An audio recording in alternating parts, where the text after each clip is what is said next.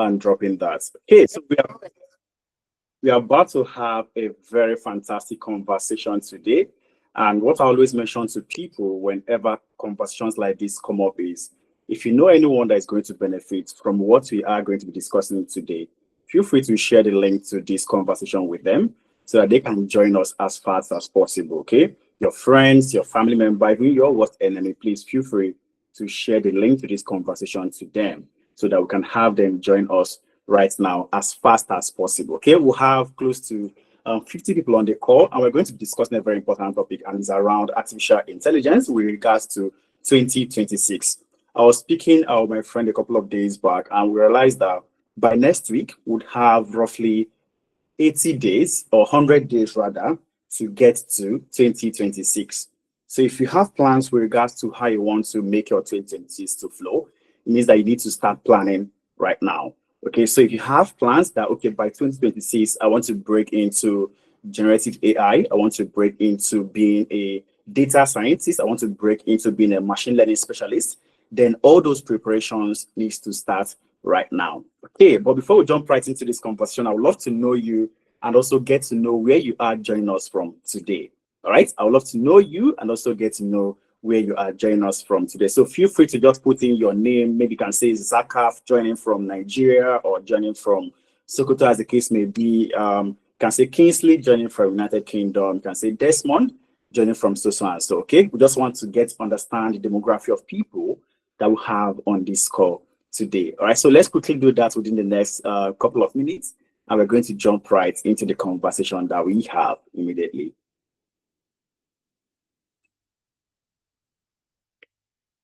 Okay, Zaka from Nigeria, fantastic. I can see Harry didn't drop his own location. It's good to have you on the call, Zaka. It's good to have, okay, Zaka was Harry joining from Nigeria as well. It's good to have you all on this call. Okay, is it just Zaka and Harry that have today? Desmond from Nigeria. Okay, I think in the context that we have a lot of people joining from Nigeria, I made a mistake and I accept that. Okay, because most time when I speak, I have people that join from several aspects of the world. All right, so okay, thank you, Celeste. I love the way that you mirrored it down. Celeste joining from Lagos, Nigeria. Okay, so I also love to know the state that you are joining from, because for the context of what we're discussing about, I think most of us are going to be in Nigeria. So it's important for us to also be able to get that exact state that you are joining from. Aminu from Kano, Nigeria, fantastic. We'll have a lot of people joining from different part of Nigeria. We have Timothy joining from Akwa Ibom. That's interesting. Okay, so while we're also doing that, I also love to know if today is the first time that you are joining any of our conversation.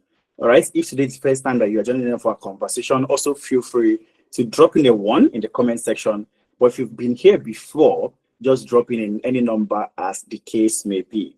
Okay, just drop in any number. Okay, no side dropping 2. That's Harry. Harry is dropping a 2, which means Harry has listened to me or to some other person before now. Okay, it's good to have you on the call. Can see Sonny. Okay, Sonny also a 4. Dan Cat.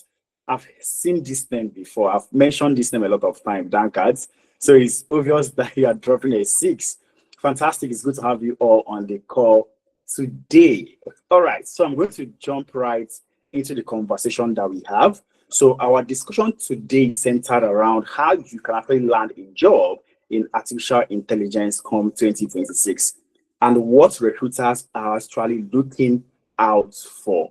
You know, many times we struggle to land some of these because we don't know what we need to have, where we need to look, and also the necessary things that we need to package ourselves with before looking to break into this aspect of technology. But today we're going to demystify every single aspect of it and make sure that we all understand what we need to know. But first off, who exactly is organizing this event? So we are Tenalytics, and we've been existing for more than 5 years now, where we've helped a lot of individuals move from our classroom learning into landing various jobs out there in Nigeria, in UK, in US, in Canada, as the case may be. But for the context of what we're discussing today, we are going to be coming to you at Tenalytics Business, where we help people, individuals, organizations to get business-based learning depending on what they want to get into. We help organizations to train their staff. We help individuals also get business-aligned learning with regards to where they want to go. okay? And will help a lot of people to break into the tech industry, will help a lot of companies to also train their staff. And how exactly do we do this? We utilize what we call the practical based model, where we bring in the people that are already existing in that space to teach you using the real world example of what you are looking out for. You know, if you are trying to look for a job right now, you are always going to be asked, how many years of experience do you have? So how do you model yourself to also show that you have experience while you are still looking for experience? That is where we come in. So fully, we are here to equip you with the practical, with the theoretical, and with the experience that you need to land those jobs that you are looking out for. And who am I that I've been speaking to you for the last couple of minutes? My name is Chukwu Emeka Ekpa, and over the last couple of years, I've worked in several roles. My career in the banking sector as a governance, risk, and compliance officer before I moved to the fintech industry as a data analyst innovator, and then moved to being the head of control also in data in the fintech ecosystem, as well as a business growth consultant in the hospitality space. But right now, I practice as a talent development consultant for Africa and also Europe. Okay, but basically, I also double as the CEO of Tenalytics, where we help individuals to break into this career path that they are looking out for. For the last couple of years, I've helped over 1,500 people to move from our classroom to landing their own jobs. Okay, so my specialty is in the financial service sector, in capital markets, hospitality, and right now in the educational technology space. So feel free to connect with me on LinkedIn at Chukwuemeka Ekpa or Instagram at Ekpa_Chooks or Twitter at Emeka_Highs. And we are going to definitely continue our conversation from there. So we're going to jump right into our conversation that we have for today immediately without wasting our time, because in the next 1 hour or thereabouts, promise you're going to be having what you are looking for already. But what aspects are we going to be touching on today? There are three main things that I want us to hold hand to while on this call. All right. Number one is the skills that you need. All right. As someone that is looking to break into artificial intelligence, what skills do you need with regard to getting to that place? All right. And how do you land all these AI roles and also start off working in AI? Okay. Then lastly, how do you position yourself for success? How do you position yourself for success and be able to apply and land all these jobs that you are looking out for? So these are basic things that we are going to be touching on today. But if you have a different thing that you want to take out of this conversation, please feel free to drop it in the comment section, and I'm going to pick it up and make sure that before we are done with what we're going to do, we are going to also scratch it. All right, so first thing that I want us to do, everyone that are here, if you've been on my session before, you know that I love interactive conversation. So there are several schools of thoughts out there that I've seen recently. There are some companies that you'll be trying to apply to. You're going to see things like, please don't use ChatGPT. There are some companies that you're also going to be trying to apply to, and they're going to tell you, please use ChatGPT. So to everyone on this call, I want to call someone in particular to unmute. Okay, I'm going to ask you to unmute and tell me what or the school of thought that you belong to. Should we use artificial intelligence or should we not use artificial intelligence? You can see one of them is saying, please don't use ChatGPT. And that group of thought or school of thought is saying, use generative AI, but ensure guidelines for use are maintained. So I would love to hear from you. Who wants to speak? Who wants to talk about the school of thoughts that they belong to? Should we use artificial intelligence? Should we use generative AI? Or should we not use it? Or should we use it with guidelines? Let me hear what we all think. There's one person that my eye just fixed on. Okay, I think Elijah wants to speak. Elijah, I've added you as a co-host, and okay, after Elijah, I'll call Dimitri. Elijah, I've added you as a co-host. You should be able to unmute yourself now. Elijah, are you there? Elijah, are you there? Okay, I think Elijah is not. All right. Let me call Dimitri. Dimitri, I've added you as well. Please feel free to unmute yourself. Dimitris. Yes, we are to use artificial intelligence. Okay, we have to use it. Yes, we have to use it. All right. Do you want to speak a little bit on why we should use it? Artificial intelligence makes the work easier instead of us to be, it's all about productivity now. We don't want to All right. be wasting our time. Don't meet yourself here. Don't meet Wasting yourself here. our So time. if your company or your employer see you right now as of today Yeah. using ChatGPT on the job, how do you think he or she Yes. will feel? You will feel I'm smart. You feel I'm a smart person to use ChatGPT. Fantastic. That means your company is actually already ahead of the curve with regards to some conversations out there. All right. Thank you so much, Yeah. Dimitris. Who else wants to Yes. speak? Who else wants to speak? Who belongs to a different school of thoughts that feel like we should not be using this? It makes us lazy. It means that we are not using our heads to think again. Who wants to speak? All right. I love a very interactive class, guys. So anyone that wants to, please just use the raise hand icon as well. And I'm going to call you up. I have Chiedo Izuchukwu. Okay, Elijah, you said you want to speak. I'm going to add you as a co-host, and once I do that, you should be able to unmute yourself. I just did that now. So just click on the microphone sign, and you should be able to unmute yourself now. Hi, Elijah, are you there? Good evening. Can you hear me? Yeah, good evening. Yes, loud and clear. Thank you for the privilege. I rather belong to the second school of thought that says you shouldn't use ChatGPT. Okay, that we Why? should not Because use. yes. Fantastic. Please run us through your own thought process as well. We It's should not because use chat. yes, it's because I belong. I'm more engrossed in the academic lane. Yes, and when it comes to the academic lane, it's very implicative to use ChatGPT for most of your works.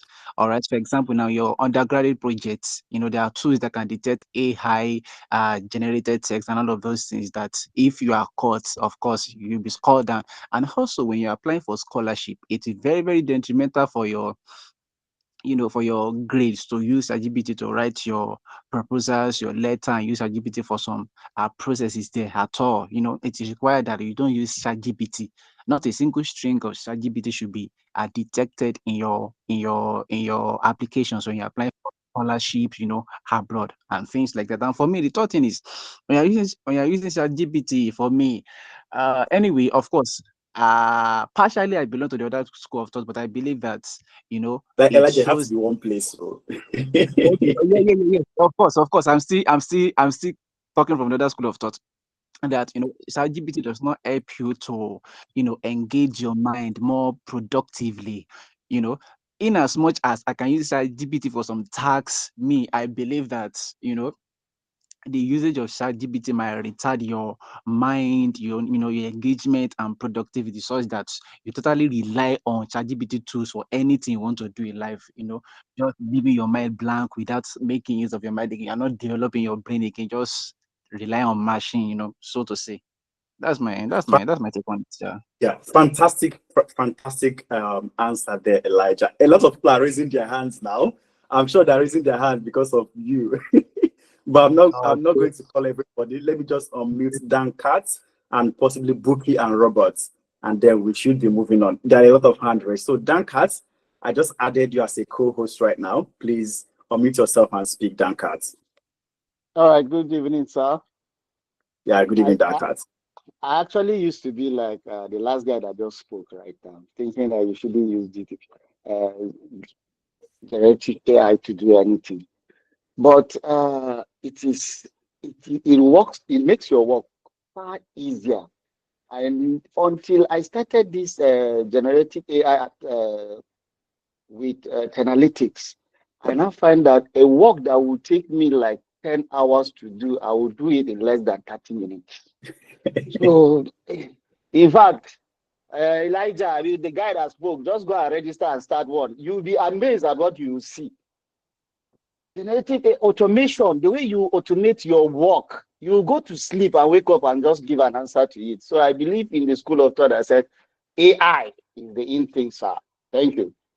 All right. Thank you so much, Dan Katz. Thank you so much. Let's hear from Buki. And then lastly, we'll hear from robots. For every other person that raised their hand, please, I'm still going to call in the course of this conversation. All right. We have a lot of places where your input is also going to be needed. Okay. So Buki, please go ahead and speak. Yeah, thank you. I just want to chip into what Elijah has said. I think the problem with using our brains is the fact that a lot of people are not using these tools correctly. Before you go to ChatGPT, you must have some ideas. So it's more like ChatGPT should be used for refining ideas or for brainstorming. But a lot of people just go there and just copy verbatim whatever it gives you. But the way I use it is more like a brainstorming tool. I go there with my ideas and I will say, this is my idea. Can you help me refine it? In that way, you are still using your brain to think. You are not solely relying on ChatGPT. So that's just my contribution to what Elijah said. Thank you. All right. Thank you so much. I know a lot of you are going to be coming for Elijah, but I need someone else that also belong in Elijah's school of thoughts, so that we can also have people that are also in that line. I think last person I have should be Robert. Hi, Robert. I've asked you to unmute. Please go ahead and speak, Robert. Hi, Robert. Are you there? Robert, if you are speaking, we can't hear you. Yeah, actually, can you hear me? Yes, loud and clear now. Oh, great. Yeah, I think this conversation can last for the next 1 decade. I have to be frank with you. But the truth is that, it's like it's a generational conflict. That's the truth. It's a generational conflict. Within the academia, that's well accepted. They're trying to limit dependence on artificial instruments to support your ability to think, which is acceptable. Because if we don't do that, a particular generation will just crash. They will fade away from the ability to be naturally creative. That's the challenge. And that's why, to an extent, I strongly agree with Elijah, because if we are not, like when I was growing up, my parents didn't allow me to use calculator. I must count my fingers. That's just the truth. And using calculators, artificial intelligence. So Yeah. so I think there should be a hybrid. There should be where you like Buki said, it just like helps you brainstorm, but totally depending on this instrument will steal your ability to be functional. It's a frank fact. Whether I Yes. like it or not, that's the reality. The future will be too Fantastic. blank. We will never be productive. Fantastic response from everyone. Fantastic response from everyone. I think the last person actually hits the nail on the head. Okay, and I'm going to continue from there. But I have a very important question for everyone that also asked the question. When cars were invented, right? Some of us stopped walking.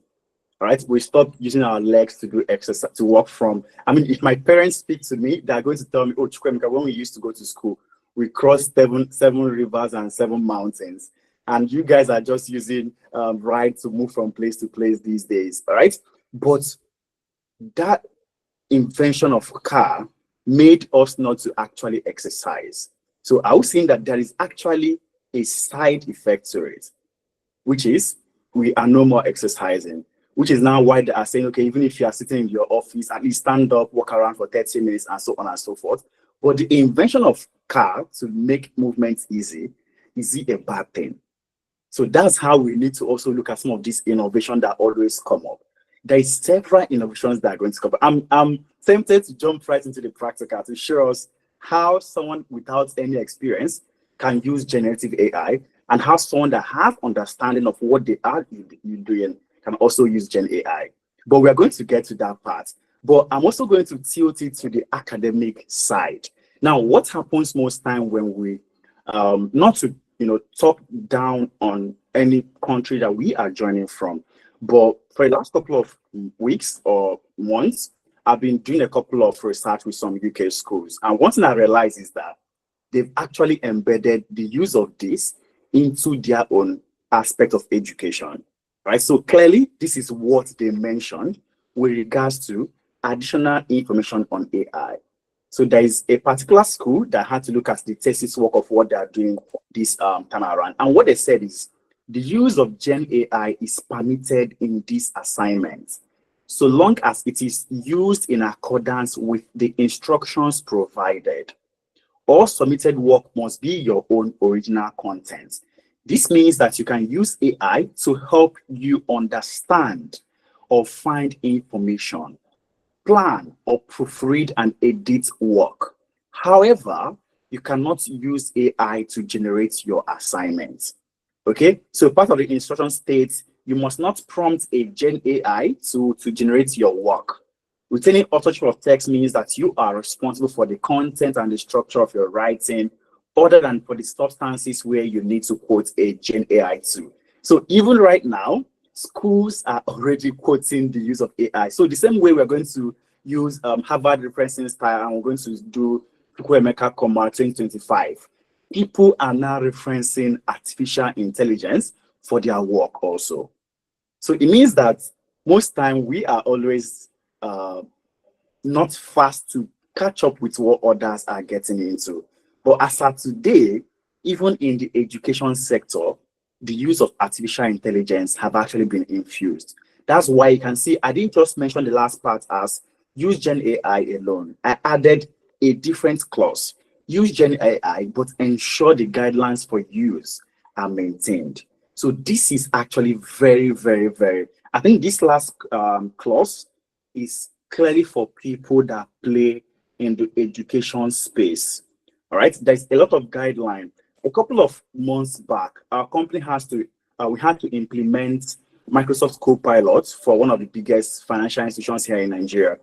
And it was funny because when we're speaking to their chief, what's the name of Chief Information Security Officer? Yeah, CISO. Yeah. What the guy mentioned is that they've realized that these things have come to stay. But as a company, how do they use it in a way that is going to be beneficial to them? All right. For instance, you are working on something in your email. You can prompt your email and it's going to bring up something that is stored in your drive.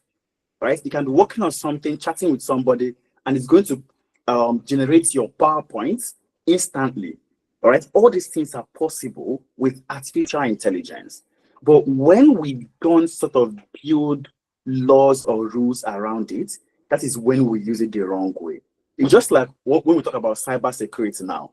Remember, cybersecurity are people that protect our digital assets. But we have these guys that also wear hoodie. So the guys that wear hoodie to do one or two things that they know how to do, their own is now the negative aspect of cybersecurity. So when all this technology always come up, there is always the good path and there's always the bad path. It's now dependent on each of us to now wheel our side to where we want to navigate it through. Okay, so we can have this conversation from now to tomorrow. Oh, use ChatGPT or don't use ChatGPT. But the truth is that it has come to stay, right? And the fact that it has come to stay, what you and I need to do now is how do we make sure we also align ourselves with regards to this new tool that have come to stay? Okay, so in the course of this conversation, I'm going to be showing us a lot of things from the general market, from the ecosystem that have changed. Okay, for instance, in the job market for AI as of today, artificial intelligence is no longer just a niche field.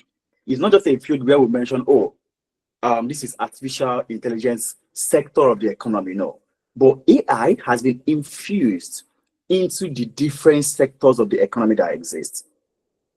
So let's even bring it to the HR system now. As of today, the same HR that is asking you, please do not use AI to apply to this job, is using ATS to also review the job of people that have applied. I don't know if we're seeing the picture of what's going on. So someone somewhere is telling you, please don't use AI to do this, but they are using AI to review what you've sent. Right, so it now depends on organization. There is no forward-thinking organization as of today that is not already thinking of how do we infuse this AI into our processes. Because if you are HR now and you send out an application and you have over 100 people apply to that job, with your ATS can simply set maybe some keywords that you want to see, some level of experience that you want to see, and it's going to sieve out a certain level of people.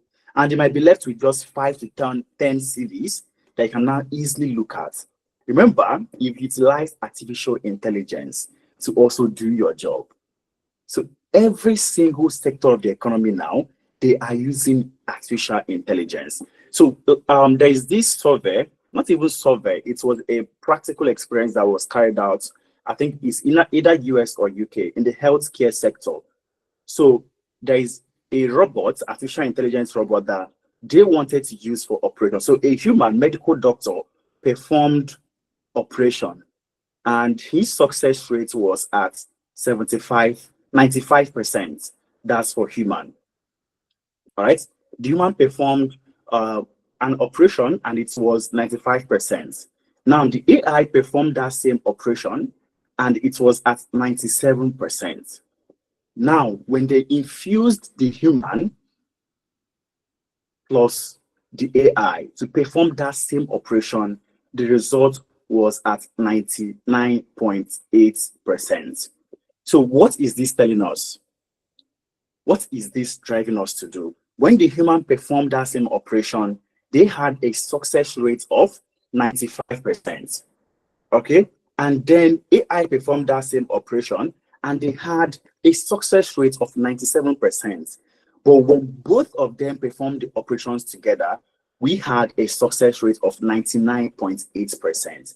So what this is telling us today is that people that know how to utilize AI are going to be more relevant than people that do not know how to utilize it.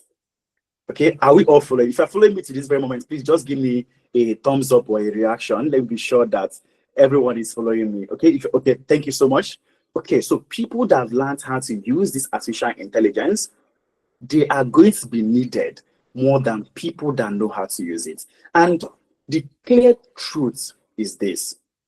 You know, most time we always wait for, okay, if you play in the crypto market, okay, let me even use the crypto market as an example.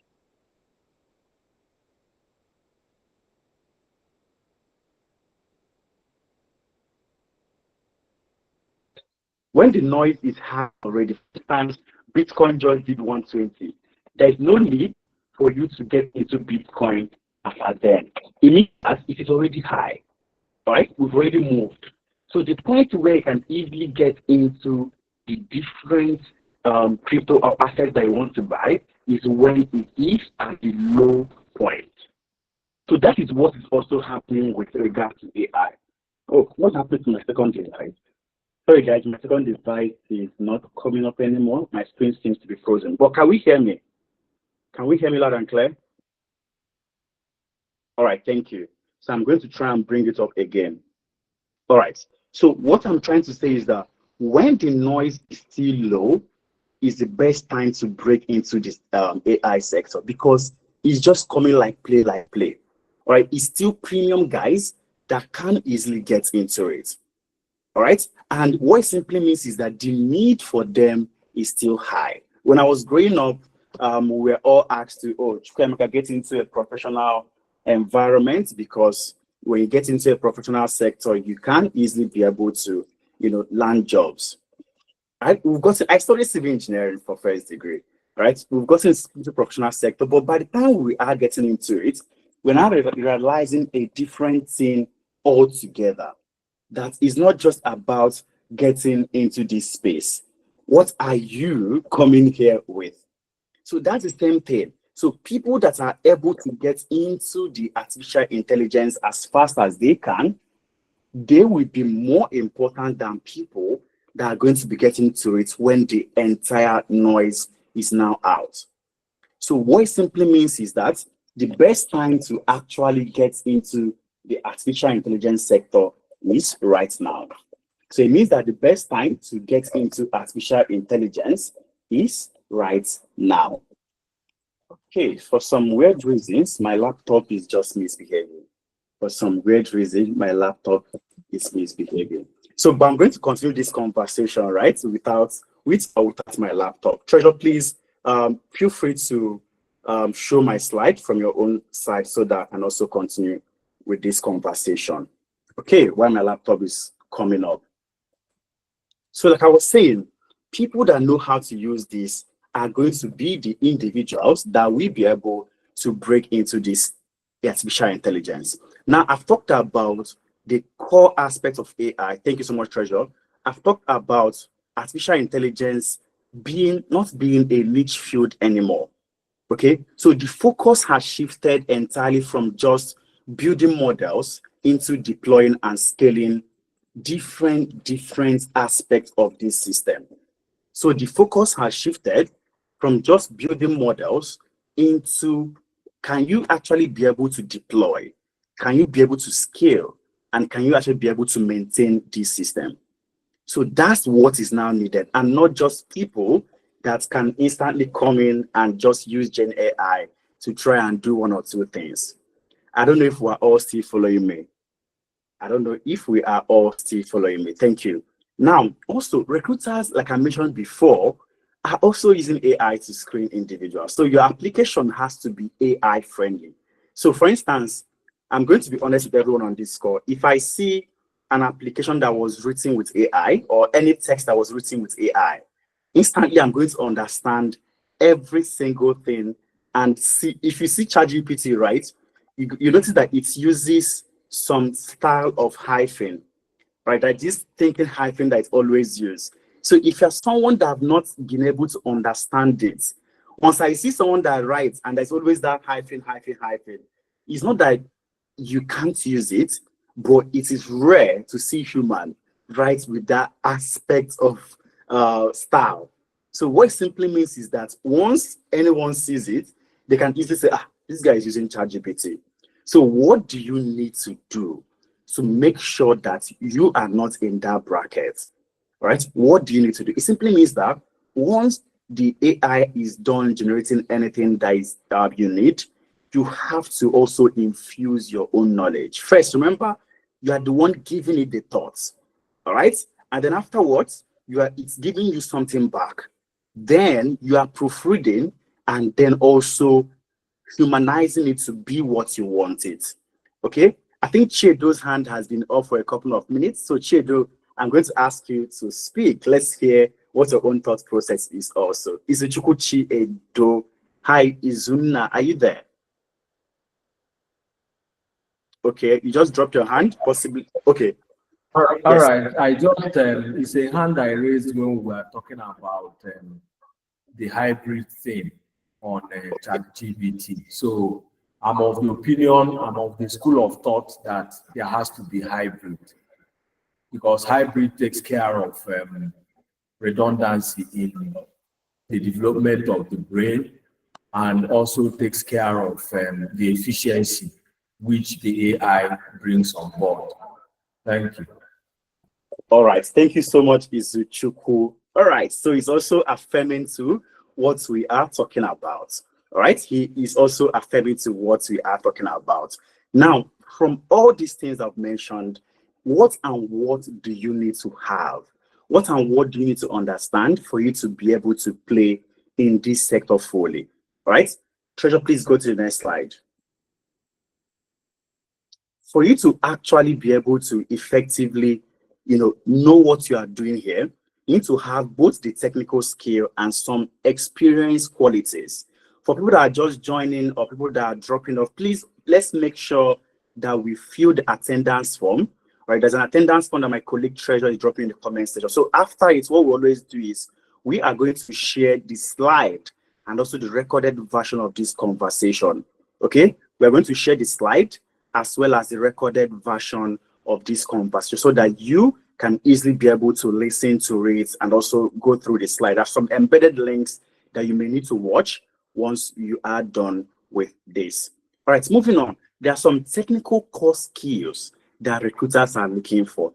When data started raining, if you go to LinkedIn, anyone's profile that you open, first thing you are going to see on that profile is that they are a data analyst. Now, if you ask that same person to, all right, you are a data analyst, please use SQL to do this.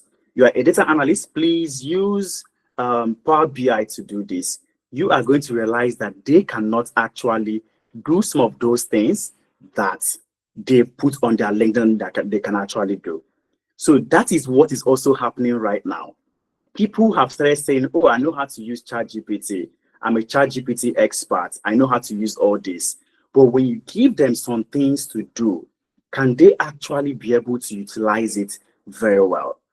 All right? Can they utilize it very well in a way that is going to also be relevant to what they are learning. So the technical skills that you need to have, one is you need to understand at least core AI. So generative AI is a must, no matter the aspect of AI that you're trying to get into. And that's this aspect, all right? Gen AI, it is a must. So if you are still thinking, oh, I want to land this job, but you feel, oh, do I really need to learn how to use AI? Then you need to have a second thought. Then data handling and processing is also very, very crucial. You need to learn, how do you handle data? How do you process data? Very, very, very instrumental, because all these things are the building blocks to where you want to be. And very, very important, you need to also have understanding of machine learning. Now, this is if you are now looking to get into the core aspects of, you want to start building some of those artificial intelligence yourself. That means you need to understand machine learning. But at least it is a must that you have understanding of number 2, which is this, as well as this one. So it's important that you know how to use Gen AI as well as data handling. So aside the technical skill that recruiters are always out for, there's also some qualities that is desired. All right, there are some qualities that is desired. It doesn't mean that you, once you know how to use let's say cloud, you already everything, or you know how to use ChatGPT or Gemini or DeepSeek. There are several other core tools that is important in your own field. So number 1 is you need to understand relevant project experience.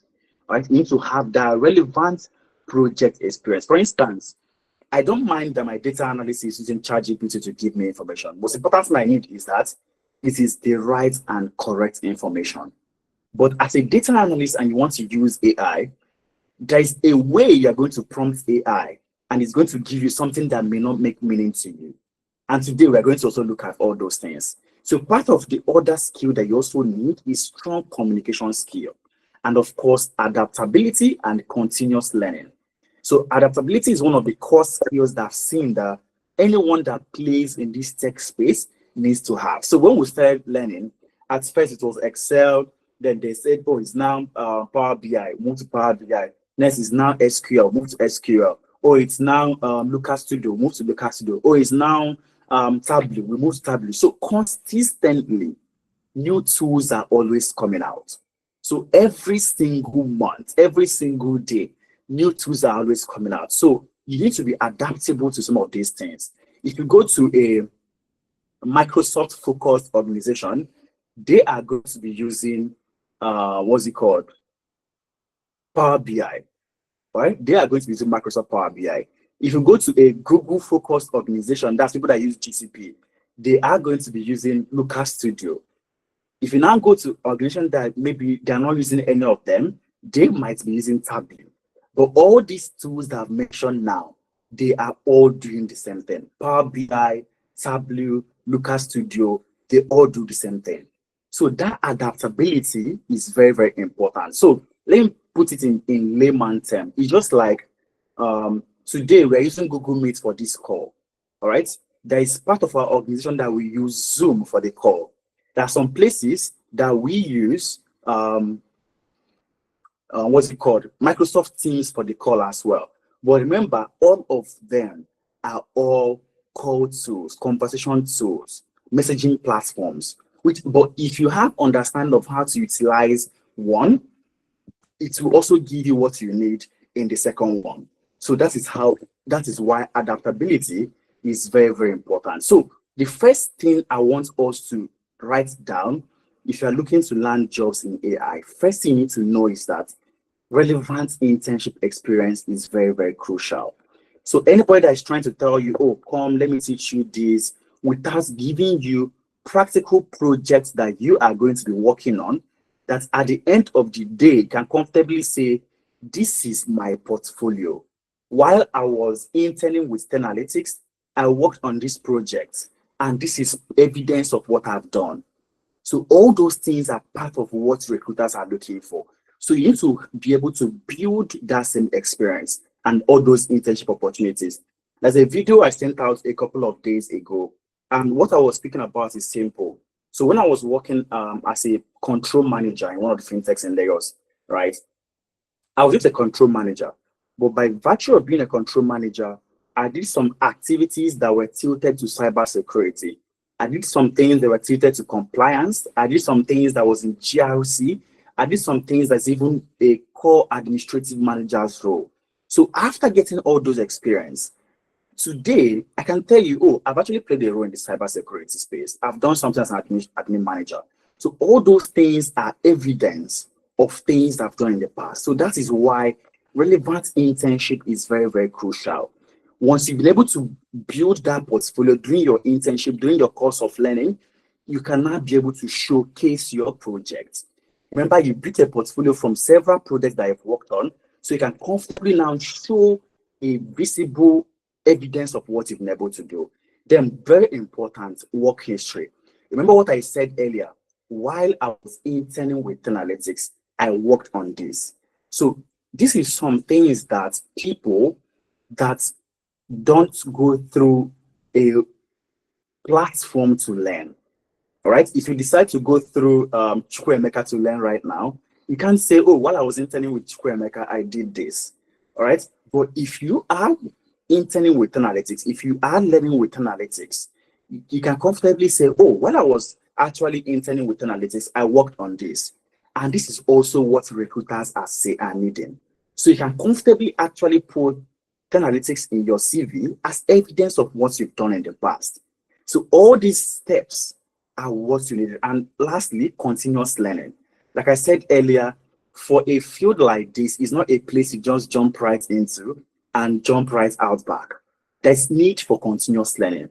Once you've been able to build relevant experience with your internship and your learning opportunity, have a portfolio to show evidence of what you've done, and also comfortably speak from the aspect of, oh, while I was interning with Analytics, you will be able to land a job.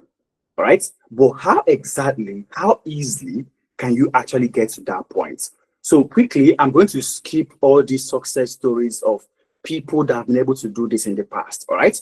And the reason is because, I mean, when you fill the slide, when you fill the attendance form that my colleague Treasurer is dropping, once this session is over, we are going to send the slide to you and also the recorded version. You can go through every single thing that our past people has been able to experience. We'll have people like Abigail. Abigail, she traveled out, she moved to Canada, and she was working in care sector, but she had to go through her own program and she was able to land a job. We also have Abdurrashid. Abdurrashid used to live in Ekiti, Nigeria. And then after his own program, he landed a job with Chart 420 in US. And after that, he relocated from Ekiti to Federal Capital, that should be Abuja. Yeah, he relocated to Abuja. He's still comfortably living in Abuja and working for a company in the United States. And that reminds me, because when things like this happen, I think I was scrolling through Twitter. I can't find the attendance register. Oh, my colleague Treasure is dropping it in UBC. My colleague Treasure is dropping it in the comment section. I think it's yesterday that Trump brought out a new rule. So he's now, if a company wants to give you H-1B visa, they have to pay $100,000 per annum for each person. And what this simply means, that's for new people that are trying to come into US.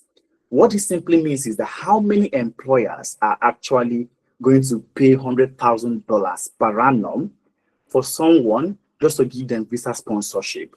The possibility is down slim, but it opens another opportunity for people that are not in US. All right, and that simple opportunity is down. They are going to be outsourcing that need. All right, you've asked us, oh, if I'm going to give someone a visa, I have to pay $100,000 for that person to come in, and it's renewal per annum. But that's $100,000. I can divide it by 2 and actually employ someone remotely to be working for me. So you can see that even though he's closing out the H-1B visa opportunity for people, he's also opening up the remote opportunities for people outside the US. All right, and that is what Abdurrashid is currently enjoying. He is presently living in Abuja and working for a company in US. And how were they able to do this? The most important thing I always mention to people is that we need to learn. All right, we need to learn. Learning is very, very crucial. there is no need for us to package ourselves first without learning that skill. So I always say this anywhere, anytime. Learning is number one thing first before packaging. But these days, we see a lot of people that package without learning that skill. And when it comes to learning, it's very important that you also know what exact skill do you need to learn, right? Are you going to learn civil engineering in this era of what is going on? Or are you going to learn, you want to go, all those different aspects of professional courses that we still run after. So you need to look at the in-demand skill out there and then infuse artificial intelligence into it. Okay, so I'll repeat myself. Look for the in-demand skill and infuse artificial intelligence into them. And you are going to be hot cake. Okay? And then after learning, the next thing you now need to look at is packaging yourself. So CV optimization, LinkedIn optimization. I know there is this slang that LinkedIn is very, very cringe. But if you don't package yourself in a certain way, you may not be able to land some certain jobs. All right. If you've read this new book that Otedola recently dropped, there's a page where he mentioned that there's a guy that came for an interview with him, and the guy drove a certain type of car. So when that individual was asking for a certain amount, he priced the person low because he weighed the car the guy came with and said, oh, if I offer this guy this low fee, he's going to accept it. And the guy accepted that offer. So packaging doesn't mean that you are living a fake life. No, it doesn't. There is difference between packaging and that you are living a fake life, right? I'm going to give everyone an instance. I have a car. It's an SUV. It's a Volkswagen SUV, all right? But there was a time I was visiting some universities in Nigeria, and I had to get a car from Autogirl, a Prado Jeep that if you see me walk into this university, you would think it's a politician that came that day. It was funny. And this doesn't mean that you are living a fake life. Is that there is some level of package that is also expected of you to get some certain things. I'm just a young guy within my 30s, right? And if you play in the Nigerian ecosystem very well, you understand that for someone to entrust millions to you, there has to be some level of packaging that you've also been able to showcase. All right. So first thing that the VC asked me when I came in was, oh, how many years of experience do I have? And yeah, as someone that knows how to package himself very well, I mentioned to him, oh, our management team has close to 50 years of experience. Personally, I have 11 years. My founder has 19 years, and my co-founder has 16 years. And collectively, we have close to 50 years of experience. But remember the question he asked, how many years of experience do I have? So at that point, he asked me that clearly he was trying to price me less. So that is what he was trying to do. He was trying to price me less. So if you've not learned how to also package yourself and infuse how to use some terms, please, is very, very crucial. Okay, remember the same, for instance, you're a customer service right now, the same customer service officer that you are, and you are being paid 300,000 naira per annum. That is the same customer service officer that someone else is, and the person is being paid 1 million naira every month. The difference is just packaging. All right. You can buy bottled water on Third Mainland Bridge at 150, but just go to Radisson Blue and ask them for bottled water. That's when you understand the importance of packaging. Now, it doesn't in any way mean that the water in Radisson Blue is different. It's just that it is now water that have experienced Radisson Blue style. So why can't we also package ourselves to present ourselves in such manner? So all things very, very crucial. So once you've learned the skill, you've packaged yourself, next thing is for you to start applying. But what we now do these days is we do it backwards. We apply to a job, we start packaging ourselves, and then we now jump to start learning. So it's going to be hard for you to land those jobs. But when you apply this simple model of LPA, learn, package, and apply, simply you are going to land the job that you're looking for. I don't know if there are people that are still following me to this very moment, because I'm about to also drop one rema before I move on to some practical aspects. All right. So if you follow the World Economic Forum reports, they always drop reviews on the skills that are necessary the career paths that are going to grow, and several other things. Okay, so as at 2025 now, there are a couple of skills that they've identified as skills that recruiters are looking for. Number one is analytical thinking. This is still the number one globally.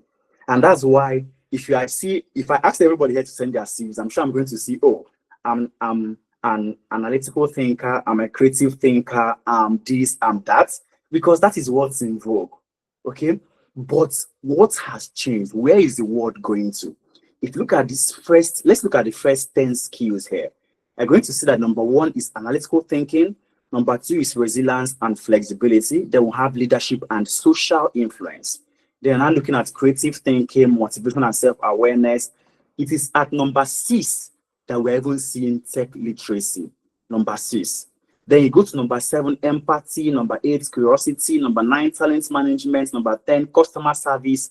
Number 11, that's where we're now seeing AI and big data. That is as at today, core skills in 2025, what is obtainable.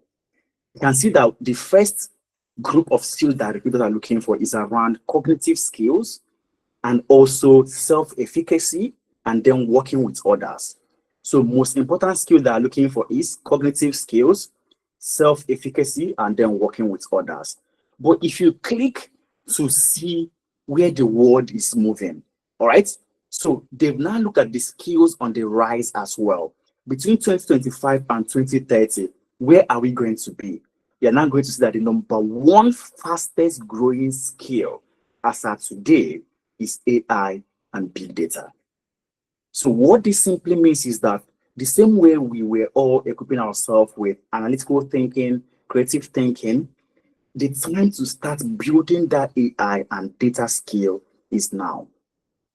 There's this thing that realtors always mention. Look for where the people are going to, get there before them, and buy the land. All right? Because if they get there before you, the land will now, you may not be able to buy it anymore. Just for instance, you want to go and buy land now, and you are going to Ikoyi. If you're going to Ikoyi to buy land now, you are going to cough out your part of your kidney. You're going to cough it out. But if you decide to go to around the coastal road, Ekpe, Axis, and buy land now, it simply means that you are now getting ready for when people are going to come there. That is what is also happening right now. The skills on the rise as of today, number one is AI and big data. Number two is around networks and cyber security. They will have technology literacy. So what this simply means is that first 3 skills here now, they are all fully playing in the tech ecosystem. Before you now start seeing creative thinking again, resilience and flexibility, which is now around cognitive skill. So can we see that the world is now tilting towards tech and then cognitive ability second? Remember, before now, we had cognitive skill, self-efficacy, and then working with others before we even started seeing some tech skill. But with the skills on the rise, the first 3 of them all belong in the tech ecosystem. Then you now start seeing cognitive skill and, of course, the self-efficacy. So it means that if you still lack a tech skill now, you need to make changes about that. All right. Okay. Like I said, when you get this slide, just simply click here that I've said, click here to download full reports, because this is not my word. Don't take my word for it. When you click on it, it's going to take you to World Economic Forum reports, where there are several things that they always discuss.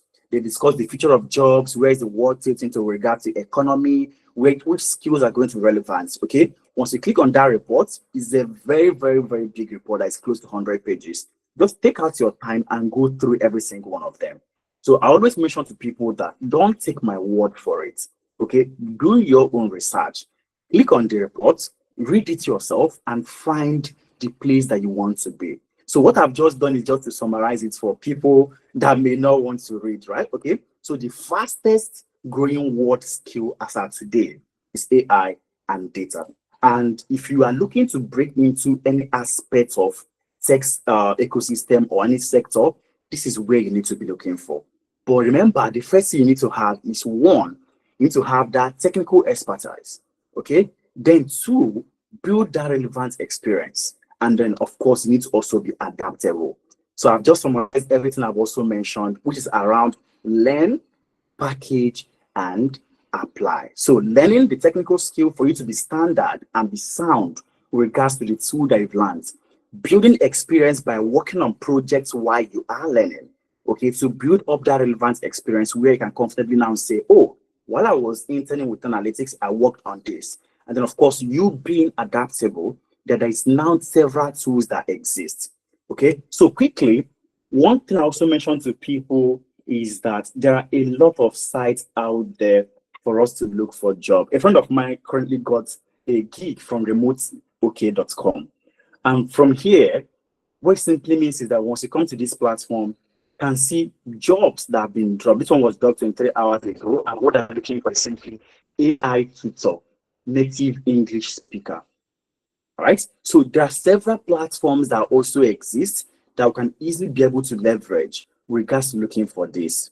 Okay. There are several jobs that also exist. There's this one that also here, weekly work from home. There's the aspect of customer support. But if you don't know how to utilize some of these tools, you are going to be lacking there. So you have your senior performance marketer, global operations, several LLM data engineer, which is also towards AI. So there are several jobs that are listed here. Okay. Aside the remoteok.com that I've just dropped, there's also others that people mostly do not even look at. All right. These days, we always look at, oh, just LinkedIn. But there are several tools that also exist out there for each and every one of us. We also have working nomads. So working nomad is just like, oh, people that today you wake up in Nigeria, tomorrow you're waking up in Ghana, next tomorrow you're waking up in Zimbabwe. So people are constantly traveling and also doing their job. Okay. And all these jobs also exist out there. Okay. All these jobs. It's like there is need for online task contributors now. Because I think I saw it in the other platform, and I just opened working nomad as well. And I'm also seeing online task contributor and several other roles that also exist here. So this is also to show us the different platforms that we can also use with regards to landing jobs. So let's not just use only LinkedIn.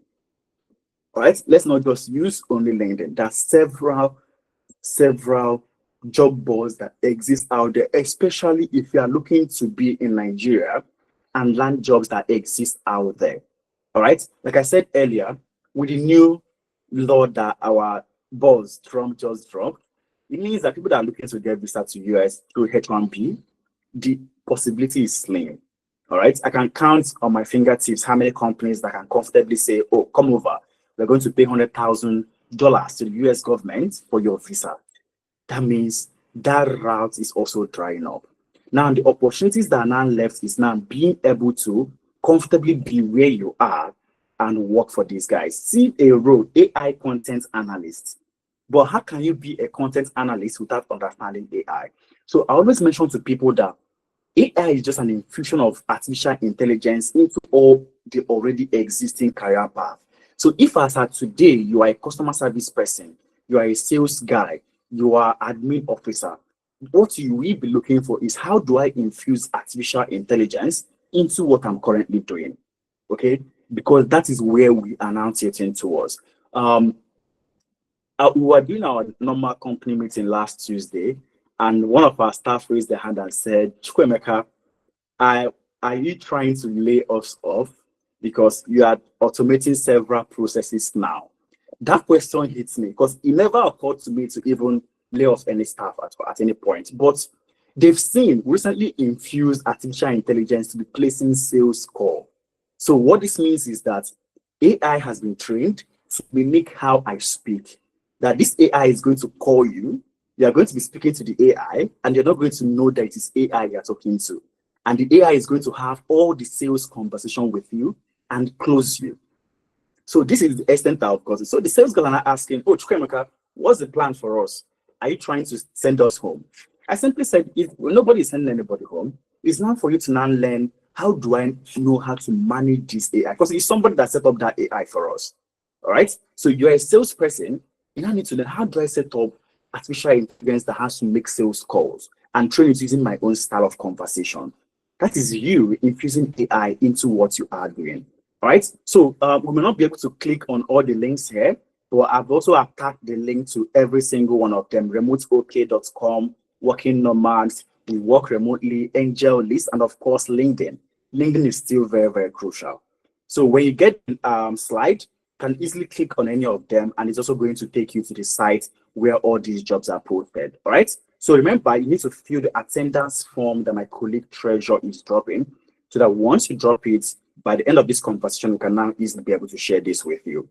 So every single thing I've talked about is showing you the extent that AI needs to be adopted into our daily lives. So quickly, I'm going to try and leverage AI to do one task right now. So just watch carefully because we are about to round up. Okay, we are about to round up. I'm going to use Cloud. So Cloud is also an artificial intelligence that I can also use to analyze data.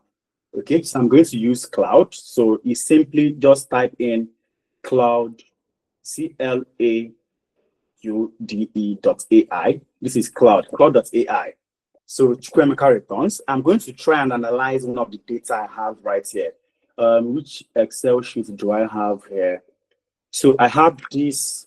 Okay, I think I was trying to analyze some football returns. Yeah, the 2025-2026 transfer window. Yeah, I just got a couple of data. I don't know how many of us that are football lovers here, but this is the data that we're going to be looking at right now. So the 2025-2026 transfer window, club, money spent, money received, and also the net spend. So all this data is from Scorecard. Okay, it's from Scorecard. That's why we got all this data. So we're going to try to analyze this data with just one prompt. Okay, we're going to analyze it with just one prompt. So watch carefully so they can see that there is need for us to also learn how to prompt. So I'm going to do a first prompt, and then after it, I'm going to do a second one. So you are going to tell me the difference between both of them. Okay, so I'm going to, with Claude. So why I love using Claude is that you can easily be able to upload, and you can also use screenshots. So since what I have is just on their Google Sheets, I'm going to use screenshots. So see what I just did now. I opened Claude.ai, clicked on the plus sign, and then click on take a screenshot. Then I'll now go to the page where what I want to analyze is, which is on this spreadsheet. So once I click on it, I clicked on share. So it has now uploaded it for me. I'm not going to give it a prompt. So what I'm going to ask you to do is, I'm going to ask you to analyze the attached reports and share at least 7 visuals. My list is not correct. At least 7 visuals to show how each club's last window was. Okay, so this is what I'm going to ask you to do. So it's just simple prompts. Analyze the attached reports and share at least 7 visuals to show how each club's last window was. As simple as that. Let's see what it's going to give me now. Let's see what's going to give me. So Claude is going to do every single analysis of what we need, and it's going to even go behind the scene, write the code, and then give you the result of what you need. But these results may not actually be pictorial pleasing to us. So I have a reason why I said it may not be pictorial pleasing, because I've looked at the data. All right, but there's a prompt that I'm going to also attach, and it's going to give us something that is very, very, very amazing. But where I'm driving to is that even with the use of artificial intelligence, what a layman is going to instantly do right now is, oh, Claude, analyze this report to me and give me the information that I need to have. That is what most people without understanding of data will give Claude to do. But is that the right way to plot it? That might not be so. So you can see that it has given us total spent is this, total received is this, Arsenal biggest spender, bestseller, Brighton, Hove Albion, and so on and so forth. So you can see how it is fully giving us an insight here. All right, see what it gave us. Key insight: Arsenal this, Liverpool this, Manchester United this, and so on and so forth. All right, this is the prompt it gave me. This is the result it gave. You can publish it. If I publish it right now, publish and copy link. I've published and copied the link. If I drop the link in the comment section now, any of you can also easily actually look at that same link that I've just posted. All right, so let me drop it in the comment section so that we can also look at it ourselves.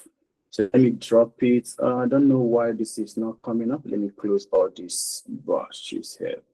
All right, yeah. So let me drop it in the comment section. That is the published link of what we have. So anybody can click on it and see the final data of what we analyzed. All right, but I want to also go a different route now.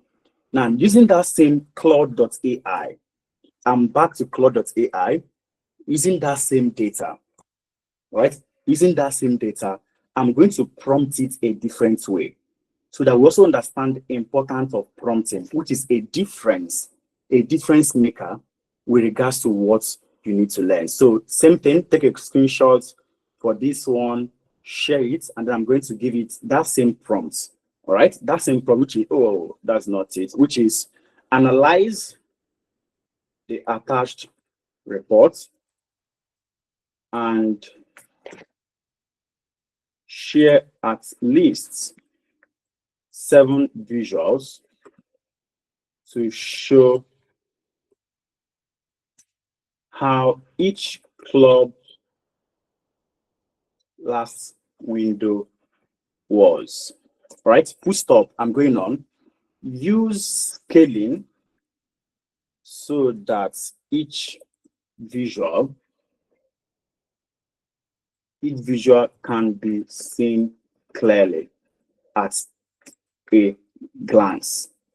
Then also bear in mind that we need all the possible visual insights.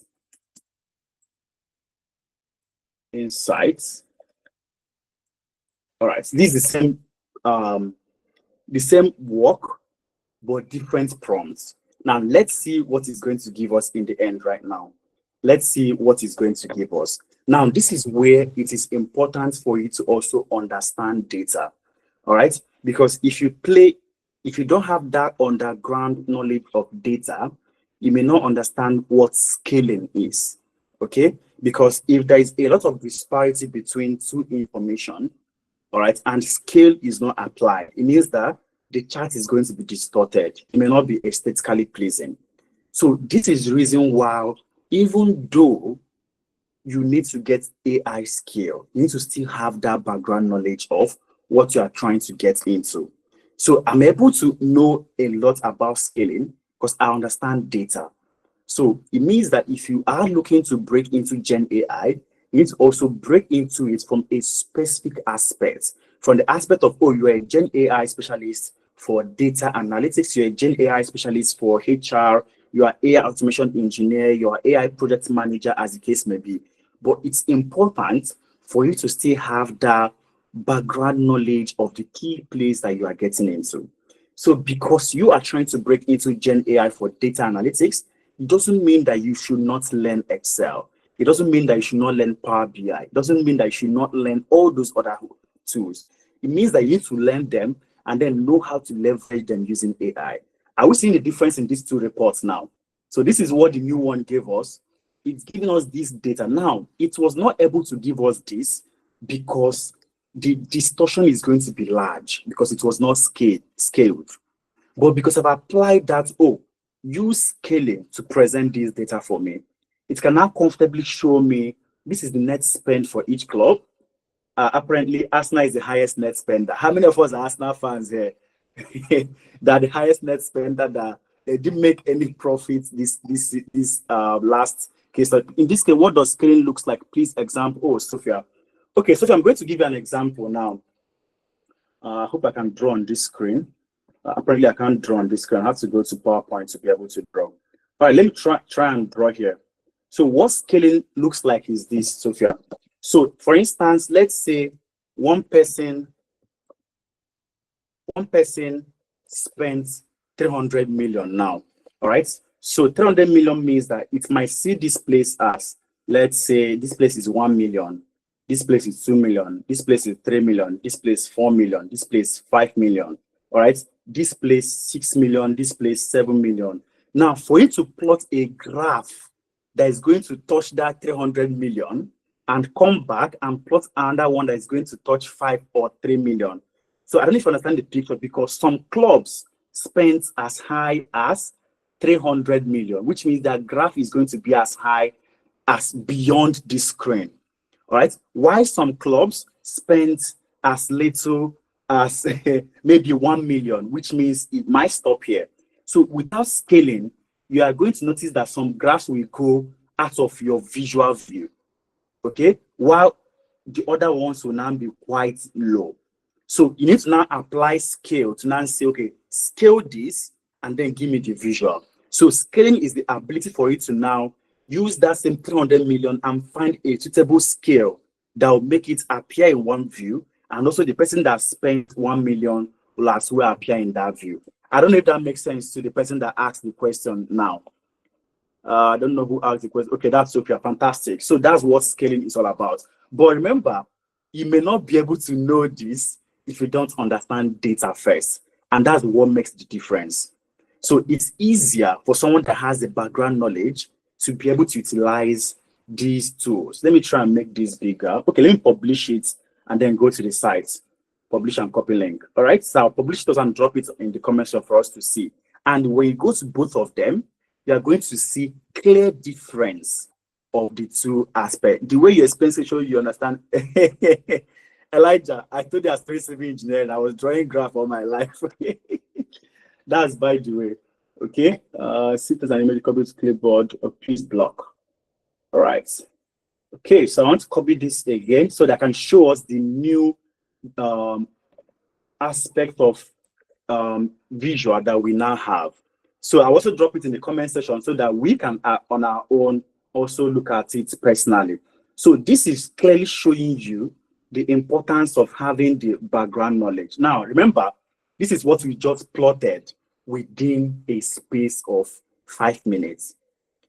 This is what we did within a space of 5 minutes. It's giving us the net spend for each club and it's giving you the insight there. It's giving you the spending versus revenue analysis. You can clearly see that spending is here, revenue is here, which means the club here, which is Liverpool, they have a balanced approach to their spending and also their revenue. But if you look at this guy here, oh, he's also Arsenal. Arsenal spends a lot, but with regards to revenue, they're also the least people. So you can see that towards the right-hand side, which has to do with spending, but they are also below, which has to do with revenue. Okay, so I'm not using ChatGPT, Sophia. This is cloud, and it's not a paid version of cloud. This is entirely free version of cloud AI. Okay, and all these things are what people need to all know. So this is free version of cloud. I'm sure that if I pay for it, it might give me something that will now be so enormous with regards to the insights. Now, this is also the transfer activity of what happened. Now, you're looking at profit and loss analysis. This is what we've all gotten within a space of 5 minutes. Trust me, even the best data analyst in this world, before he's done cleaning that data, 5 minutes is over. But with the knowledge of data that I have, I've looked at it. I've seen what needs to happen. And I've given it the prompt to the AI. Do this for me, do this for me. Bring these visuals for me, apply scaling, and they will have these results. Now, are we seeing the importance of Gen AI to our day-to-day activities? Now, it's giving us both key insights regarding net spend, spending versus revenue, transfer activity, transfer efficiency ratio, money flow pattern, profits versus loss. So if we're looking at profits versus loss, the club that is now at the top loss is actually Arsenal. Too bad, I'm an Arsenal fan. I'm an Arsenal fan. And as case may be, we have the highest loss.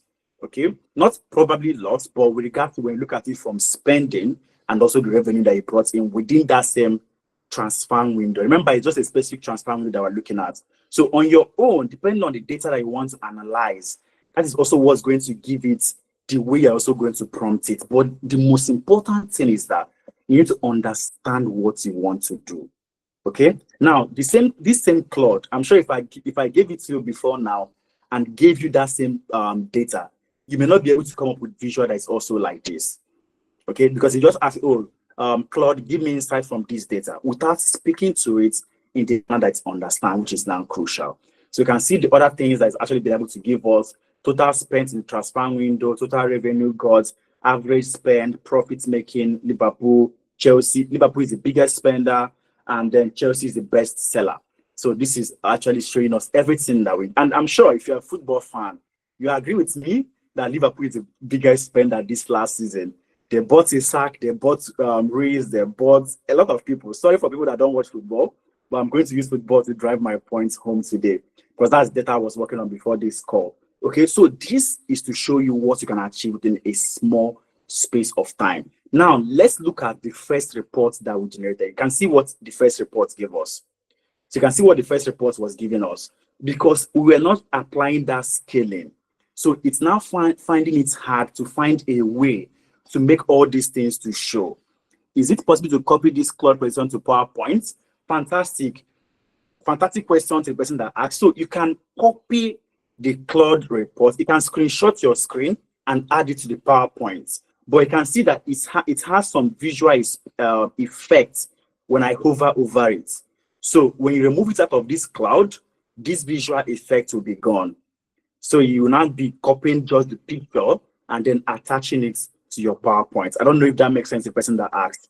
So because scaling was not applied, the report is now being distorted. It is looking for the best way to present it for us, which will now be more confusing to people reading the report. If you look at chart 3, you're also going to be seeing the same thing. It's showing us biggest spender, but you can see the way it's also giving us the reports.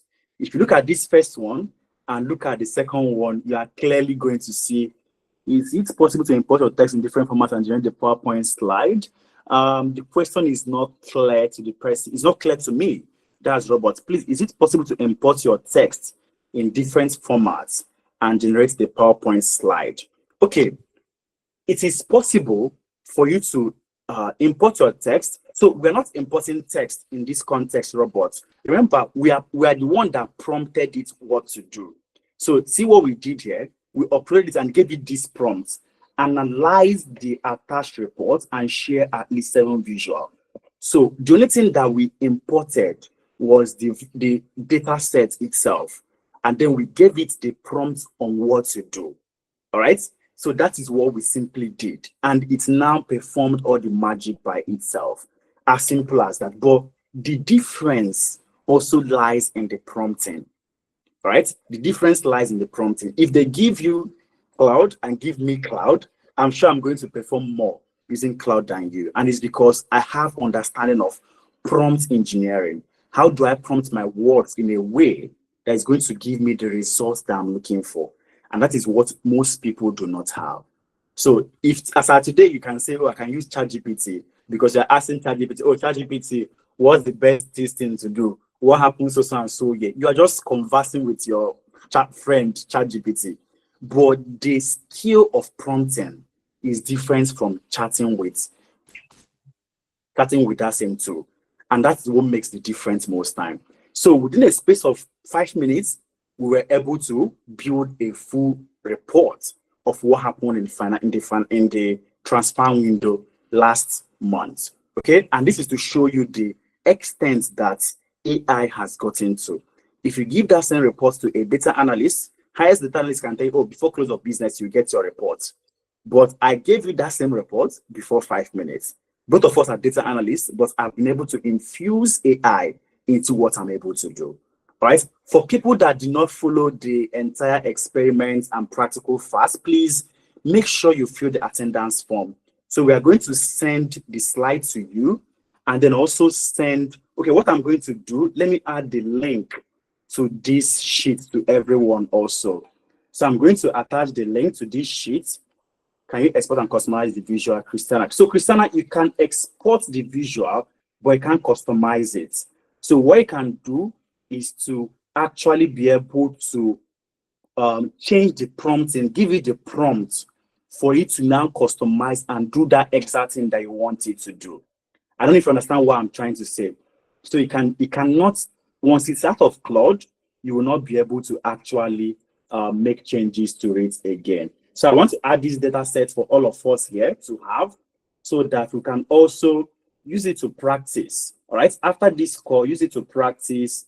Let me add it to a data set. So let me attach the link to it, so that once you click on the link, it's going to take you to where the data set is, so that on your own, practice it and also be able to have an understanding. So click on this place, it's going to take you to the Google Sheets. And then just, okay, let me also add Claude.ai link, so that it's easier for everyone. Once you get the link, once you get the slide, can actually be able to practice every single thing that we have talked about today.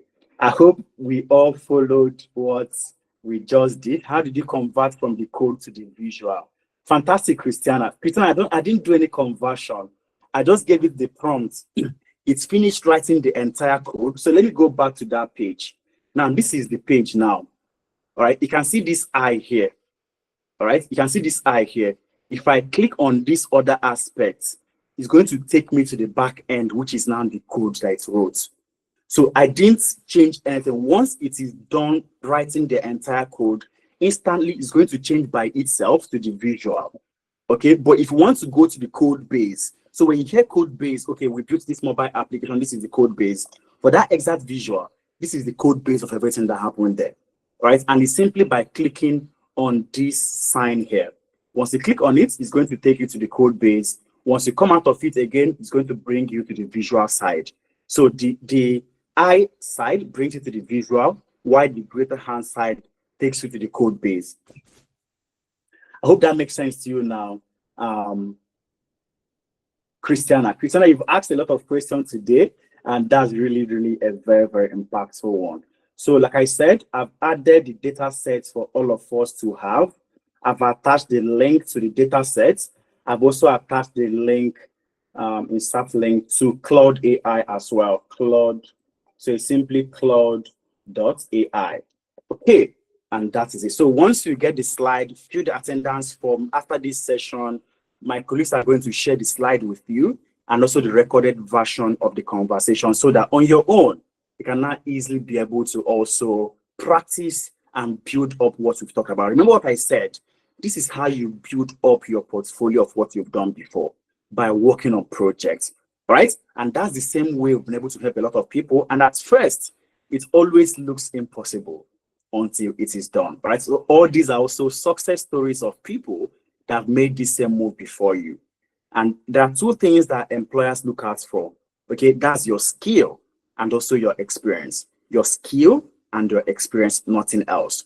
So these are all success stories. Martin used to be a chemistry teacher, I think in Cameroon, but he joined one of our programs, and today, because he has background in chemistry, he's working as a pathology data analyst in UK. All right, the same thing with Pavel. Pavel also used to, okay, Pavel is a teacher in Cameroon that also transitioned to be a healthcare data and reporting analyst in UK. So all these are people that move from different career paths into the tech aspect by simply upskilling. All right, so when you get this slide, also feel free to click on this portfolio here. Once you click on the portfolio, you will see the portfolio of people before you, what people to build. They can now say, oh, while I was consulting with analytics, while I was interning with analytics, I worked on this project, I did this, I did that. It's simply by building up all this that skill. And the beautiful thing about all this conversation I've had now is that we have new intake of people by 11th October of this year. So every month we'll have new cohorts that start for people that will also help to break into this career path. We'll have people that are already in the September cohorts, but the next one is starting in October, 11th of October. And we have 3 basic career paths that we're helping people to get into. Number 1 is generative AI for data analysts and professionals. So what I always mention to people is that every individual needs to know how to do this 100%. Because even if you work as a salesperson, if you work as a customer service, if you work as a business manager, if you work in risk, if you work in credit, you are definitely going to analyze data. So it means that you need to have these skills. Okay, so the first one is generative AI for data analysts. You can see that the first thing that you are going to be learning is use Gen AI for data cleaning. So everything that was spoken about now, we're not talking about how do you break it down? How do you clean your data using generative AI? How do you generate queries using Gen AI? How do you build AI-powered dashboards using Power BI and Tableau that are AI linked? Okay, how do you apply AI for forecasting also? And of course, how do you present this in a storytelling format? Of course, how do you also get all the capstone projects that is also going to be linked to this, which are the projects, the experience that you need to have. So the class is starting 11th of October, and the full price is actually 200,000, but it's currently discounted to 50% for the first 20 people to join. Okay, the class only holds on Saturdays and Sundays. Saturday 10 a.m. to 1 p.m. and then on Sundays by 2 p.m. to 5 p.m. So the same thing that we have for Gen AI, we'll have a different one called AI Automation Engineer. Now, you want to be the kind of person that will now build all these AI platforms, build automations, then you need to get into AI automation. So you can see that the first thing that you are learning is prompt engineering and knowledge integration. So prompt engineering is very, very crucial if you're looking to break into AI automation. Then how do you build real-world powered AI workflows? Okay, and then how do you deploy and also scale AI apps like Streamlit, Face Apps, and also Gradio? So all these things are what you are going to be getting. Okay, then lastly, we also have generative AI for every HR professional. So how do you automate and do your activities as a HR professional using AI? Okay, so all these things are what you are going to be getting. And there is one last part that I did not mention, which is at the end of this, you are also going to be getting an internationally recognized certificate from the American Council of Training and Development, ACTD. So what this means is that by the time you are done, you're getting a certificate from ACTD, fully from us, fully accredited. And you're also going to be getting employed services like your CV reviews, your LinkedIn optimization, because remember what I said, you have to learn the skill, you have to package yourself, and then you need to apply. Okay, so all these things are the courses that we have right now. Like I said before now, first one is generative AI for data analysts. Second one, AI automation engineer. Okay, and third one is generative AI for HR professionals. So all these are all starting at the same time. Okay, and the beautiful thing that I've noticed is that most CEOs, most HR leads, they are now registering like there are a lot of people, so you can pay for more than 2 or 3 people. Maybe you're a business manager, you want your people to have understanding of how do they use Gen AI as a data analyst. You want to register for your customer service team, also feel free to register for this. Okay, like I said before now, the full price for all of them is at 200,000, but there's currently a 50% discount for people looking to get into Gen AI for data analysts and Gen AI for HR analysts. Then there's a 25% discount for people looking to get into AI automation engineering. How do you build LLMs and also AI agents? So all these things are what you are going to be getting. So it's simple. Simply click on the link that we have right here. Once you click on it, it is going to take you to the place to register with. All right, you can see our account number fully displayed here. Once you've made payments for the place you want to go to, click on that link there to register. Or if you also want to get to our website, can simply come to our website at tenanalyticsbusiness.com. So you can simply also come to our website at tenanalyticsbusiness. So once you get to Tenanalytics Business, you're also going to see us fully. All right. So once you get there, also click on Open Programs. Once you click on Open Programs, you'll see all the open programs that we also have coming up. October weekend for AI training programs. First one, AI automation, Gen AI for data analysts, and also Gen AI for HR analysts. And right here, you can also view to see the curriculum of what you are going to be learning. So you're going to see every single aspect of what you will need to be learning and how it's actually been tabularized. So it's simple. Once you click on that link, once you've made your payments using the link that I've also provided for you, simply now click on the link to fill in your details, your email, phone number that we can contact you, job title, organization, and the program that you are going for. then you can now be able to get into it. And the beauty is that you can pay in more than one installment. Classes for a month, yeah. Can pay in more than one installment. You can decide to pay in 2 installments, can decide to pay full payment one-off.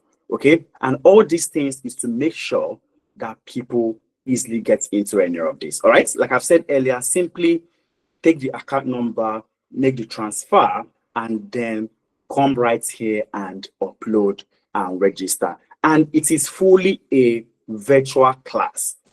It is fully a virtual class. So I always advise people to make use of all these opportunities when they see it. If you've been following us before now, you realize that as of last month, AI automation was also going for 100,000. But right now it is going for 150, and it's not for everyone. So once we have 20 people registered, okay, once you have 20 people registered for each of them, the discount is entirely off, which means you are now going to pay the full amount, which is 200. So I always advise people to register at any point that they get to see any of this. I think there are a couple of questions dropping in the comment section. Please, if you have a question right now, please also feel free to use the raise hand icon. If you want to speak to me directly, please feel free to use the raise hand icon and I will call you up to speak. Bookie is asking, I'm in North America, the timing does not work for me. Is there any future class for those in NA? Oh, fantastic question, Bookie. I've already seen your question. I understand you clearly, Bookie. I understand you. So the reason why we, at the moment, will have only 1 classes that we're running is because it's a program that we just started newly. All right, which is why I've seen that we only have 1 classes, 1 on Saturday, 10 a.m. to 1 p.m., 1 on Sundays. But as time goes on, there's possibility for us to introduce NA programs depending on demand. All right, depending on demand also.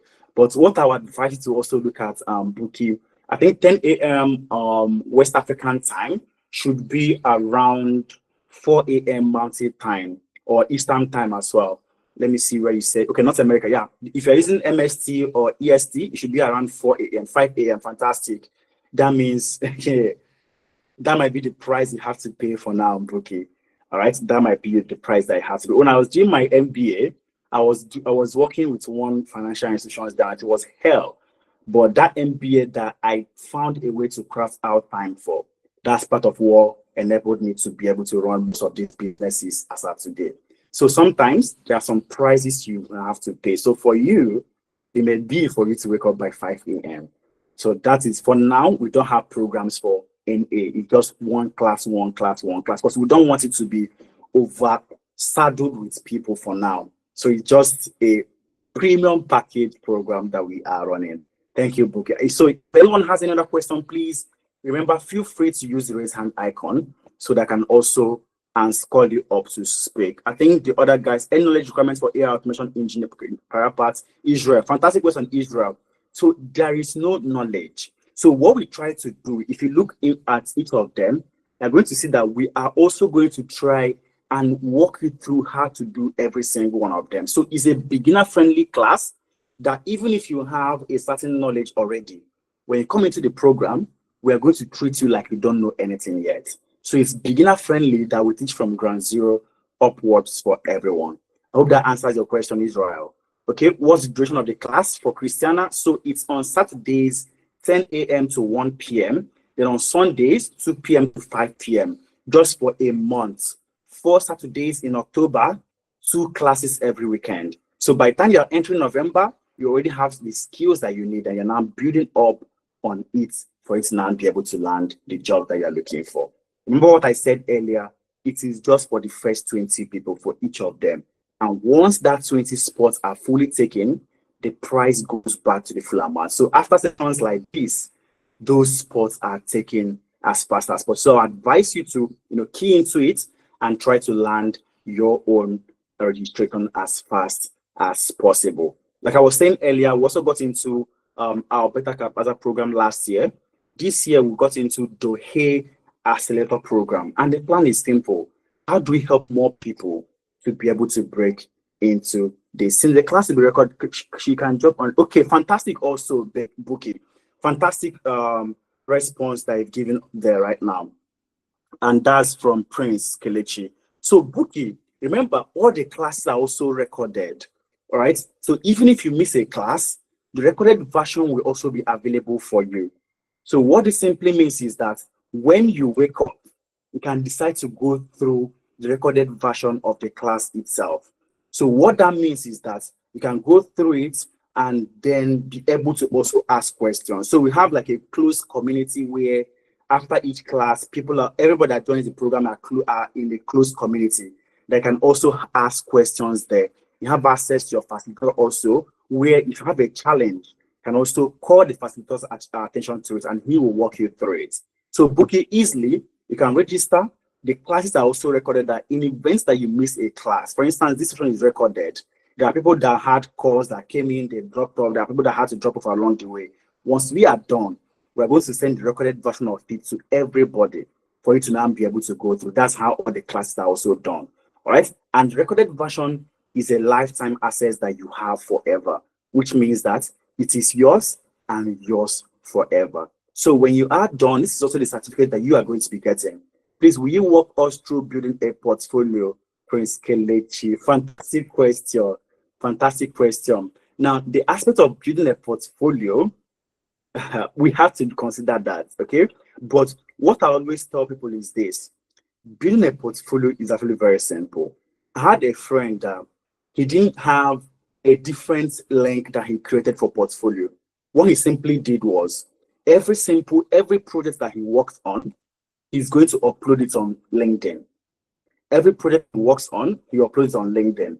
So whenever you go to his LinkedIn, you're going to see everything that he's worked on. So he's now leveraging LinkedIn to also be a source of evidence of what he's done. All right. So there are several ways for you to actually be able to showcase your value at any point in time. I hope that answered your question, Prince. So like I was saying, this is also the certificate you get, which is fully certified by the ACT, the American Council of Training and Development. All right. And we also have an LMS platform that you are also going to be learning with. And for organizations that are looking to train their people, you have a specific need that you want to be trained on for your people. We're also here to assist. All right. We've carried out a couple of trainings for several organizations in different sectors of the economy. And there are things that we always do. One is that our training is focused on the sector of the economy that the industry is from. And of course, it's also a hands-on training. You can see what we did in this little master class. I didn't just come to be talking and talking and talking. There's an infusion of practical that we always do, because that is what people need to learn, the practicalities. Okay, and then of course, there's a means for us to be able to track the ROI. Okay, there's a platform where the progress of each person is being tracked, and there's zero disruption, and of course, expertise with global standards. Like I always tell people, we are fully registered in Canada and we also operate with international standards for any organization that we are working with. Okay, so this platform helps you to train your staff in any skill that you want for them. We've done activities in the financial service sector, in FMCG, in oil and gas, in telecom, in logistics, and of course in tech and startups, as well as in HR and recruitment firms. You can see some things that we did with Fair Money, with Heads Holding, with Cowrie, with TGI, with Nigerian Brews, and of course with Picano. So you can see that we're no small. Because all these companies that we work with, I don't think there are small companies in Nigeria. So this is to show you how big that we can actually be able to impact your knowledge with regards to breaking into the different sectors of the economy. So if you want a free demo session for us to show you what you can do for companies that are looking to train their staff, please always feel free to reach out. And remember, there is currently a 50% discount existing. So I always advise people to take advantage of this, to reach out to us and be able to utilize it as fast as possible. And after this, if you have any question for us, please feel free to reach out to us at treasure@10analytics.org or at business@10analytics.org. And we are going to be fully there to answer every single question that you have. Okay, you can also check our website out on www.10analyticsbusiness.ca. Okay, yesterday's session has not been sent to me. Do I need to fill the form? Each of them I'm fascinated at what you are doing. Okay, thank you, Prince. Okay, I'm sorry if you've not gotten it. I would advise you to also check your spam folder. Right, because I've realized that sometimes when we send this, sometimes it goes to the spam folder. So check your spam folder, but please also make sure you fill today's own, because I'm going to follow up to make sure that it is always sent out to people immediately we are done with it. All right, please take your spam, and I'm going to follow up to be sure that yesterday's on have also gone out to everyone. So these are impact that we've done for the last couple of 5 years, people that have trained in several career paths, and these are industries that our students work with as at today. So every single thing on this slide, they are now success stories of people that have been able to make this move before you. I have close to 8,000 success stories here for people that agreed for us to use their picture to be able to speak to people.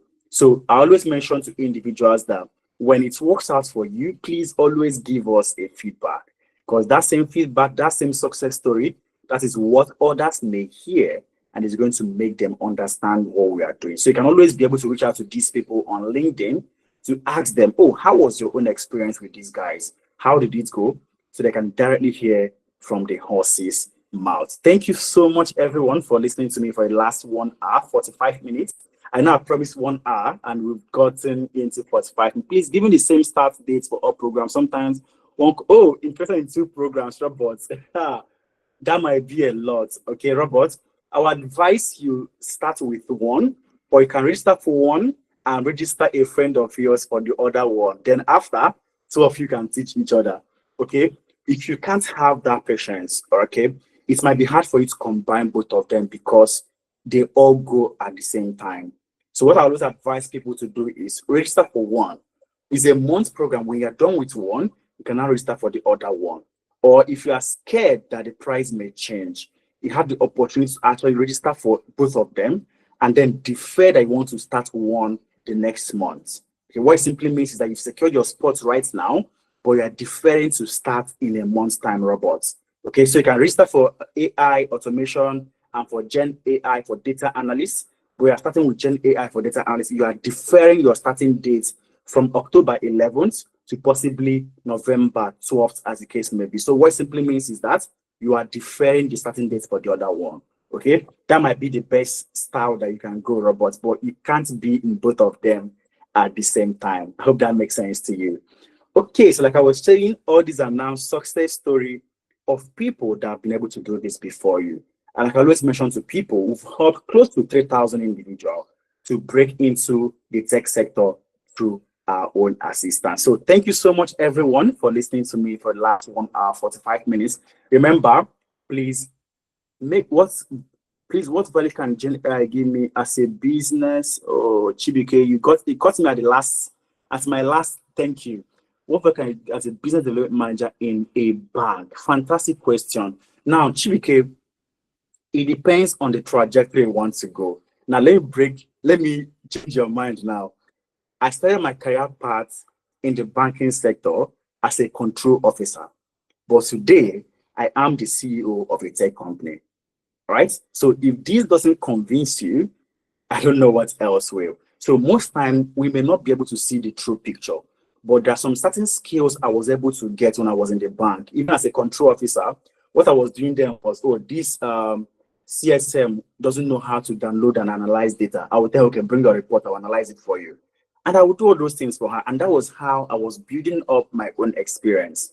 I can now say, I was a data analyst for the bank, even though I was a control officer. But by virtue of me analyzing data for people, I built up that skill set. So for you, getting that skill is also a step further to where you want to be. So if you start from Gen AI for data analyst, you can now start looking at yourself as a data analyst. And even while working in the banking sector as a business development manager, you can now start infusing that skills inside it already. Imagine you're coming to NPR and God willing, your report is good. And you're also presenting it in a way that is also visually appealing. It's going to actually attract attention to you. I was in the control department, but then I was now being moved to the head office for the tech department before I left the bank entirely. Right? So these are possibilities that actually exist. But if I didn't show those skills, the opportunity to move into the tech department in the bank wouldn't actually have, been presented to me also. So that might be a possibility for you, but it all depends on your own personal plan. What I told myself then is that, I'm not going to be in this bank for more than 3 years. So I was constantly working on ways to leave as fast as possible. Okay, so it's now dependent on you to also plan or your own trajectory. Because if I wanted to be in the bank, I would have joined the tech department in the bank, but I didn't want to be there at all. So everyone has a different, thing that calls them, but those skills are yours forever. And you can always be able to apply it in different spaces of life. I hope that answers your question to the person that asked. Okay, so thank you so much to everyone for listening to me. I hope I will be able to see you come 11th October in any of our cohorts, either the AI automation or Gen AI for data analysts or Gen AI for HR analysts. I still remember your guy, Chukwuemeka Ikpa, CEO, Tenalytics. See you guys next month. Cheers, everyone, and bye for now.